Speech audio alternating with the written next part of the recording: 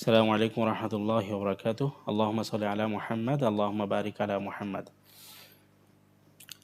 আমরা এতদিন শব্দ সম্পর্কে জেনেছি, অতীত, অনতীত, কমান্ড, নেগেটিভ কমান্ড, ইসমে ফাইল, ইসমে মাফউল। এরপর আরও কিছু শব্দ আমরা শিখেছি। তো আজ থেকে আমরা বাক্য সম্পর্কে জানব। পরপর দুই বা ততোধিক শব্দের ব্যবহার, মুরাক্কাবাত। শব্দ ভাণ্ডার বা ফুলের সঙ্গে মালা গাঁথার জন্য যে বিষয়গুলো দরকার হয় তা হলো সুই সুতা। ঠিক তেমনি আরবি ভাষায় পরপর দুই বা ততোধিক মুরাক্কাবাত বা যৌগিক শব্দের ব্যবহার, অর্থাৎ সুই এবং সুতা দ্বারা যেমন ফুলের মালা গাঁথতে হয়, ঠিক তেমনি বাক্যে ব্যবহৃত শব্দকে একটির সঙ্গে অন্য সম্পর্ক তৈরি করতে হয়। মানে একটি সঙ্গে একটি শব্দের সঙ্গে আরেকটা শব্দর সম্পর্ক তৈরি করে দেওয়া, এটাই হলো মুরাক্কাবাত। এটা হলো কি? বাক্য। তো পরপর দুই বা ততোধিক শব্দের ব্যবহার 5 ধরনের। এই বাক্য কয়েক ধরনের হতে পারে, যেমন সম্বন্ধবাচক বাক্য, গুণবাচক বাক্য, সংযোগবাচক বাক্য, ইঙ্গিতবাচক বাক্য।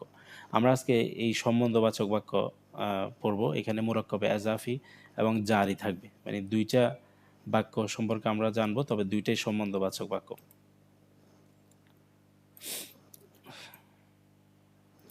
সম্বন্ধবাচক বাক্য এটা হলো ইজাফাত, মানে মুরাক্কাবে এজাফি। এটার পরিচয় হলো, এজাফাত বলতে একটি নন ভার্বের সাথে আরেকটি নন ভার্বের একটি ঘনিষ্ঠ সম্পর্ক তৈরি করাকে বোঝায়, যা বাংলা ভাষায় এর সম্পর্ক দ্বারা প্রকাশ পাবে, অথবা এর সম্পর্ক দ্বারা প্রকাশ পাবে। আবার বলেছি, এজাফাত বলতে একটি নন ভার্বের সাথে আরেকটি নন ভার্বের একটি ঘনিষ্ঠ সম্পর্ক তৈরি করাকে বোঝায়, যা বাংলা ভাষায় অথবা এর সম্পর্ক দ্বারা প্রকাশ পায়। সম্বন্ধবাচক বাক্যের দুইটি অংশ থাকে, একটা মুজাফ আর একটা মুজাফ ইলাইহি। একটা মুজাফ আর একটা মুজাফ ইলাইহি, দুইটি অংশ থাকে, একটা মুজাফ আর একটা মুজাফ ইলাইহি। মুজাফ এবং মুজাফ ইলাইহির আলাদা আলাদা কিছু বৈশিষ্ট্য আছে। মুজাফ বলা হয় যাকে সম্বন্ধ করা হয়, মুজাফ বলা হয় যাকে সম্বন্ধ করা হয়। আর মুজাফ ইলাইহি বলা হয় যার দিকে সম্বন্ধ করা হয়। মুজাফ বলা হয় যাকে সম্বন্ধ করা হয়, মুজাফ ইলাইহি বলা হয় যার দিকে সম্বন্ধ করা হয়।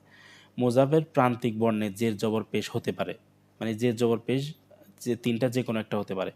আর মুজাফ ইলাইহি সবসময় প্রান্তিক বর্ণে জের হবে। তারপর মুজাফের শুরুতে আলিফলাম এবং প্রান্তিক বর্ণে তানবিন হয় না, কিন্তু মুজাফিলের শুরুতে আলিফলাম যুক্ত, মানে আলিফলাম হতে পারে এবং শেষ বর্ণে তানবিনও হতে পারে। মুজাফের অর্থ করতে হয় পরে, মানে অর্থটা পরে তুলতে হয়। আর মুজাফিলের অর্থটা আগে তুলতে হয়। অর্থ হবে সম্বন্ধবাচক, মানে এবং এর মাঝখানে অথবা এর থাকবে। এটা উদাহরণ দিলে আপনারা বুঝতে পারবেন। এটা হলো মুরাক্কাবে এজাফি। আরেকটা হলো মুরাক্কাবে জারি, মানে এটাও মুরাক্কাবে এজাফির মতো। মুজাফিলের যে বৈশিষ্ট্যগুলো প্রায় সেম, মিল আছে। তবে এটা হবে, এটাও জের দেয়, কিন্তু কিছু এই হরফ দ্বারা, মানে এগুলো হচ্ছে প্রিপোজিশন। আমরা আগে পড়ছিলাম প্রথম ক্লাসে, মিন, আন, ইলা, আলা, ফি, বি, লালি। আমরা যে প্রিপোজিশন পড়ছি, এই প্রিপোজিশনগুলো দিয়েই এই অর্থাৎ মাজরুর, হরফে জার এবং মাজরুরের যেই মুরাক্কাবে জারি আছে সেটা গঠিত হয়। দেখেন, মিন, আন, ইলা, আলা, ফি, বি, লালি, এগুলো এসে তার পরের যেই শব্দটা আছে সেটাকে জের দেয়। এখানে লেখা আছে জেরদাতা, তবে অর্থ করতে হবে পরে। মুজাফের যেভাবে অর্থ পরে করতে হয়, এই শব্দগুলোর অর্থ পরে করতে হবে। আর এই শব্দগুলো এসে, এই হরফগুলো আসে যাকে জের দিবে, তার অর্থটা আগে করতে হবে। দেখেন, সবসময় প্রান্তিক বর্ণে জের হবে, মানে এই হরফগুলো আসে পরের শব্দকে জের দিবে। আর শুরুতে আলিফলাম যুক্ত হবে অথবা শেষ বর্ণে তানবিন হতে পারে। এখানে মোজাফিলের মধ্যে যেভাবে শুরুতে আলিফলাম এবং শেষে তানবিন হবে, এই শব্দগুলো আসলে সে যেটাকে জের দিবে সেই শব্দটা আলিফলাম এবং তানবিন হতে পারে। এরপর জের গ্রহিতার আগে অর্থ তুলতে হবে। এখানে মাজরুরের অর্থটা আগে তুলতে হবে, মানে এই শব্দগুলো এসে যাকে জের দিবে তার অর্থটা আগে হবে, মানে মোজাফিলের মতো। দেখেন, এখানে আব্দুল্লাহ শব্দ, এটা মুজাফিলাই।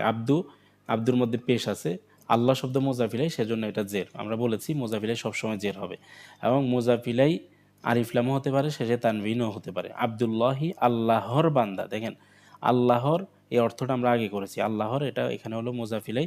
আব্দুন, এটা হলো মুজাফ, এটা প্রথমে আসছে কিন্তু অর্থটা পরে হবে। এটা শেষে আসছে কিন্তু অর্থটা আগে হবে। আব্দুল্লাহি, আল্লাহর বান্দা। রহমাতুল্লাহি, আল্লাহর রহমত। আল্লাহ পরে আসছে কিন্তু অর্থটা আগে তুলতে হবে। বাইতুল আনকাবুতি, মাকড়সার ঘর। মাগফিরাত শব্দটা পরে আসছে কিন্তু অর্থটা আগে তুলতে হবে।